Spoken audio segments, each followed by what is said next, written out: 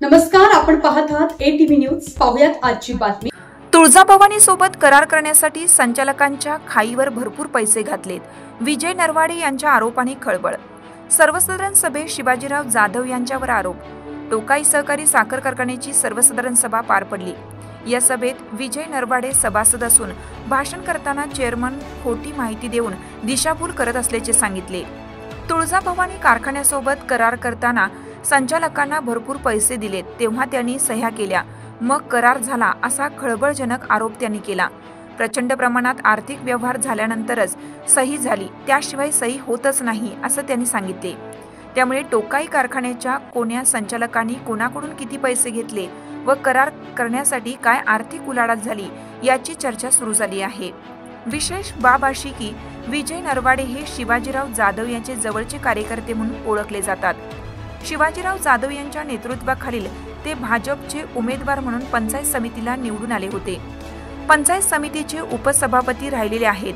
त्यांच्या या आरोपामुळे तुळजाभवानी सोबतचा करार सहज झाला नाही हे स्पष्ट दिसत आहे। या करारामुळे शेतकऱ्यांचे, सभासदांचे व कामगारांचे नुकसान झाले असल्याचेही त्यांनी यावेळी सांगितलं। MSC बँकेनं वारंवार आपल्याला कर्ज दिलेलं आहे, आपण ते कर्ज घेऊनच हा कारखाना चालवलेला आहे। ते सुद्धा तुम्ही सांगता की आम्हाला कधीही कर्ज दिलेलं नाही, अशी खोटी माहिती सांगितल्यामुळं सर्व सभासदांमध्ये एक गैरसमज पसरत आहे आणि आपली सुद्धा प्रतिमा या ठिकाणी मरण होत आहे। म्हणून आपल्याला विनंती आहे की या परिसरामध्ये दुसरे आणखी एक फार मोठे एक सुरुंग या ठिकाणी लागले, आम्हाला माहित नाहीये, पण मोठ्या प्रमाणामध्ये या ठिकाणी कर्मचारी सांगतात की आमचा PF काढून घेऊन आम्हाला देत नाहीत, पण या संचालकाच्या खूप मोठ्या प्रमाणामध्ये खाईवर तुम्ही पैसे घातलेत, आपला इथला कर्मचारी सुद्धा या ठिकाणी सांगताय।